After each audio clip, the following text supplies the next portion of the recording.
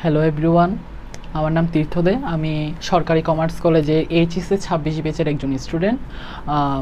প্রথমত আমি যেটি বলতে চাই, অর্থনীতি যে বিষয়টা, যেহেতু আমরা একজন ব্যবসা শিক্ষার স্টুডেন্ট হিসেবে আমাদের প্রথমত অর্থনীতি বিষয়টাই আমাদের ছিল না, যার কারণে আমরা এটি জানতাম না।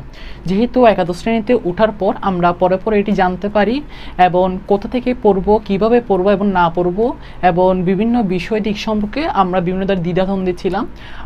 পরে যখন আমি যখন বিভিন্ন ধরনের ইউটিউব ক্লাস যখন দেখি এবং ইউটিউবের মাধ্যমে স্যার বিভিন্ন ধরনের বিভিন্ন শিট এবং বিভিন্ন বই যখন দেখি, তখন আমি স্যারের বিভিন্ন ধরনের ক্লাস করি এবং ক্লাস করে যেটা আমরা দেখতে পারলাম, স্যারের যে শিট এবং যে নোটগুলো রয়েছে, যেগুলো ছিল অত্যন্ত প্রাঞ্জল ভাষায়, সহজ এবং বোধগম্য ভাষায় তিনি তা লিখেছেন। তো স্যারের বিভিন্ন ধরনের আমি ক্লাসগুলো করি এবং স্যারের সাথে আমি অফলাইনে যুক্ত হয়ে যায় এবং স্যারের এখানের মধ্যে বিভিন্ন গাইডলাইন এবং স্যার যে চিত্র এবং অর্থনীতি বিষয়ে প্রথম যে কাজটি রয়েছে, যেটা আমরা চিত্র, যেখানে অর্থনীতির মূল বিষয়, এবং এই চিত্র স্যার একদম বিভিন্ন ধরনের সূত্রের মাধ্যমে স্যার আমাদেরকে শিখিয়ে দেয়।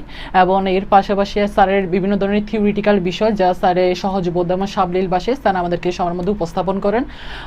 এবং স্যার ক্লাস পরবর্তী যে সময়টি রয়েছে, সেই সময়টির মধ্যে স্যার আমাদেরকে তার বিভিন্ন একজন শিক্ষার্থী যে সমস্যাগুলো রয়েছে তা তিনি ভালো মতে পর্যবেক্ষণ করে থাকেন। এবং আসলে আমি বলতে চাই, অর্থনীতি বিষয়ে আমার একজন মেন্টর হিসেবে স্যার আমার পথ প্রদর্শক হিসেবে ছিলেন এবং আমি আশা করি স্যার থেকে আমি ভালো কিছু পাবো এবং ভালো কিছু নিয়ে আমি ভালো কিছু একটা করতে পারবো। আপনারাও কিন্তু স্যারের অনলাইন বেচে এবং অফলাইন বেচে স্যারে ভর্তি হয়ে যেতে পারেন একাদশ এবং দ্বাদশ শ্রেণীতে। ধন্যবাদ।